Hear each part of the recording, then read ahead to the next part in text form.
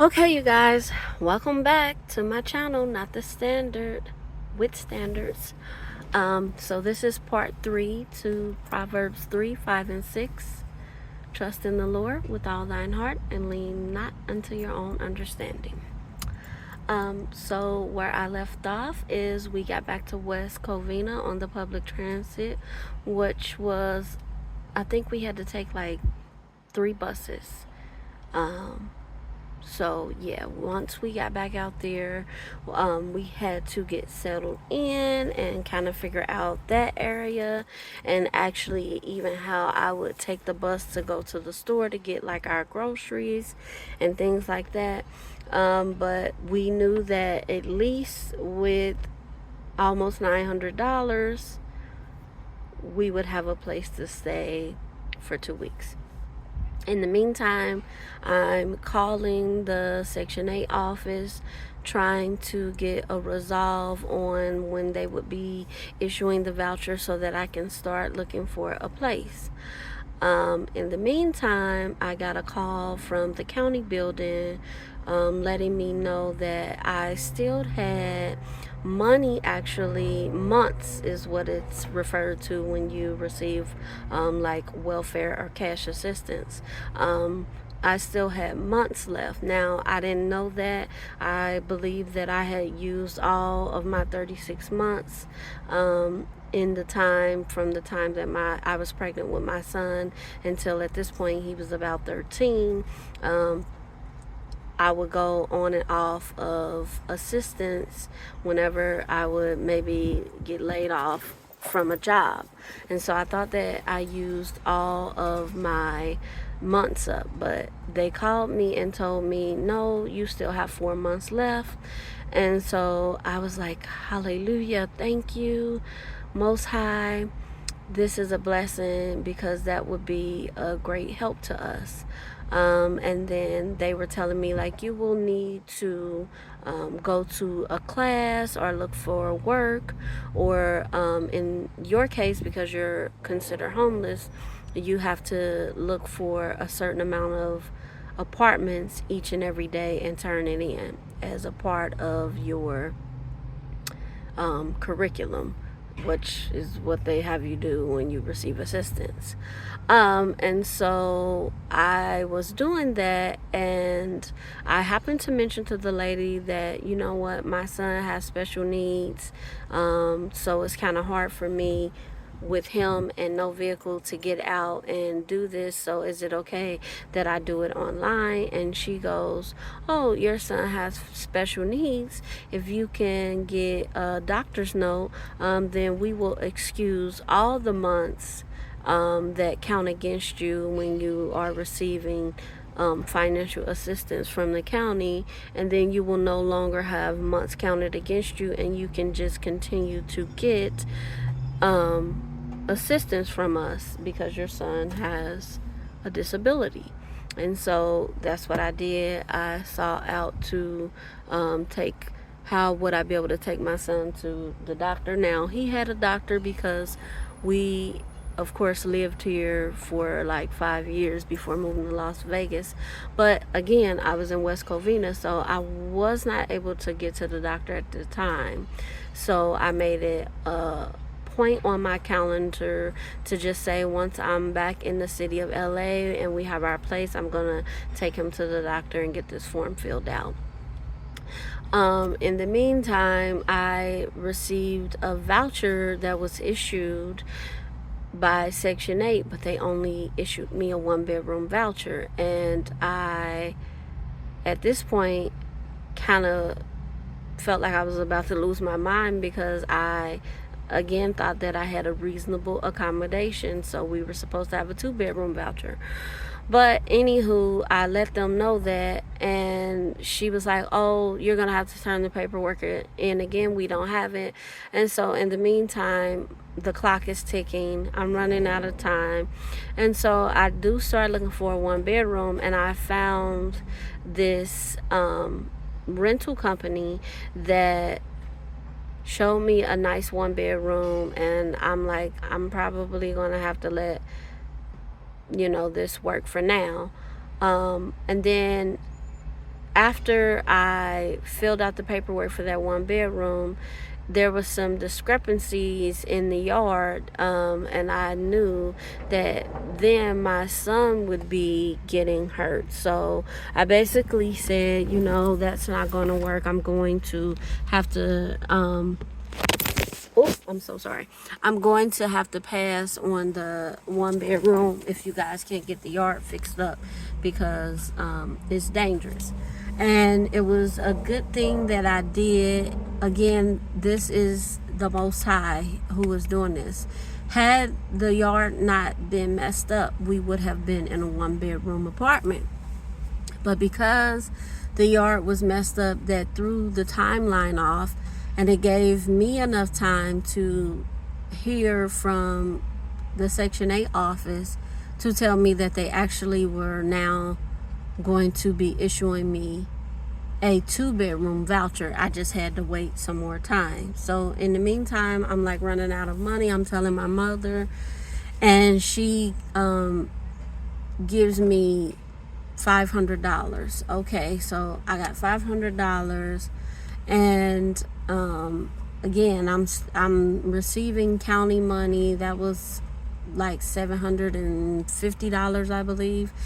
So I got that, and I still need to be able to do what I need to do. I even need money to rent a car to come down to the city when I need to have the rental office fill out paperwork. So I'm gonna need more money. So I'm just like, what am I going to do? And at that point, we had been staying with the lady at the Airbnb for about 6 weeks now, and she then had rented the room that we were staying in out like to someone else. They had already pre-booked. So now on top of this, I'm gonna have to find another place where we can move to in an Airbnb. So that we did. I was able to find another place, and this place wasn't dirty at all. It just had so many more people in it.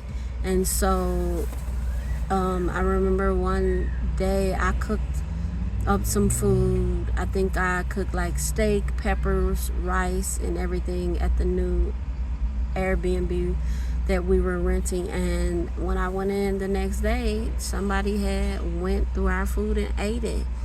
And at that point, I just felt like that was an unsavory place, an unsafe place.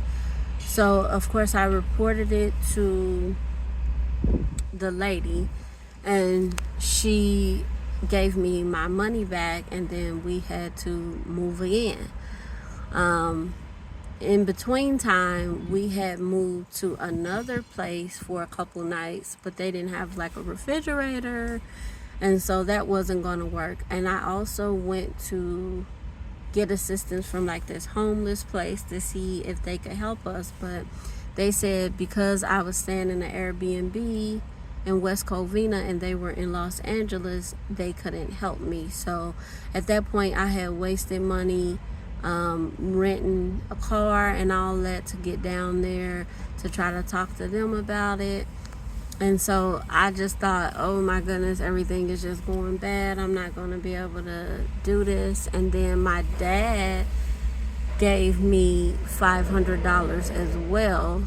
So that bought us a little bit more time. And just as that happened, I remember I got an email from a credit card company, and they said, why don't you try to see if you get approved for this particular card with us? And I was just so desperate. I pushed the button, and before I knew it, I was approved for a $4,000 credit card. And so I had the money from my dad and all to be able to stay in a place while I'm waiting for my credit card to come. And in the meantime, my mail was getting sent to the post office in West Covina. But by now, we were no longer in West Covina. We were like between West Covina and LA. So we were in a place called Rosemead. And so I had to take the bus all the way back to West Covina to get my mail in order to get the credit card in order for us to be able to continue to live. And this is going on for quite some time. So we were then able to get another Airbnb. This time the Airbnb was like a mansion, and so it was this like huge house, and it had rooms, and the rooms had their own bathrooms in them, and you had access to the kitchen. I was just so excited to have our own bathroom and not have to share with the other occupants in the house. I didn't know what to do. And so while we're staying there, I get the voucher from Section 8, and then I found a place with the same rental company who was going to give us the 1 bedroom. I like this place so much more, of course, because it had a 2 bedroom, but in general, I just felt like I liked the area so much more and everything. But I didn't really know what I was talking about, but I was just so happy. And so they filled out the paperwork, and before I knew it, I was calling them like, when are you guys gonna do this? And they're like, do you have the deposit? So the deposit was $2,200. Now I didn't have that, and so you know how it works with deposits. You got to pay that before you move in.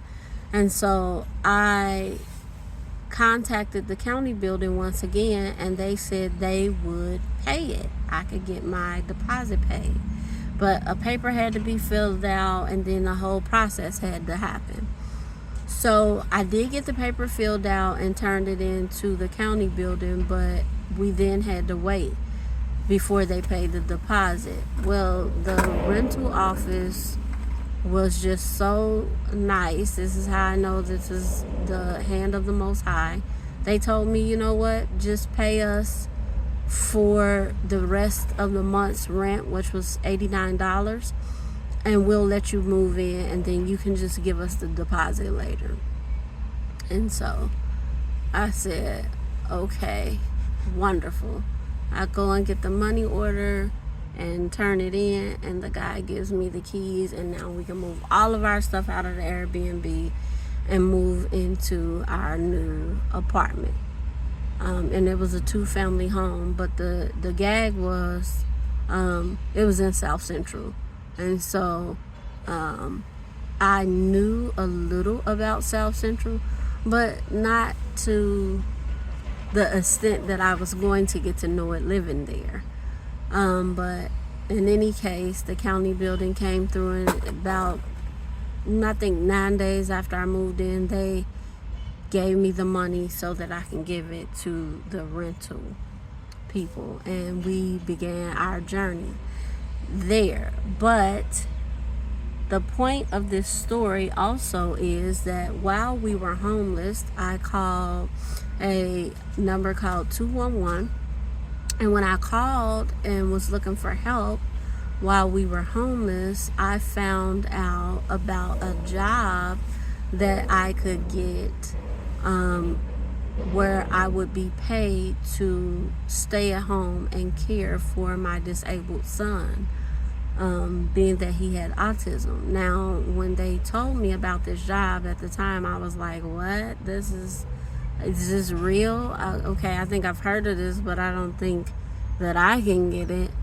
But I now had the information, and so this is part 3. We will go into part 4 of how, again, the Most High changed my life with faith and obedience.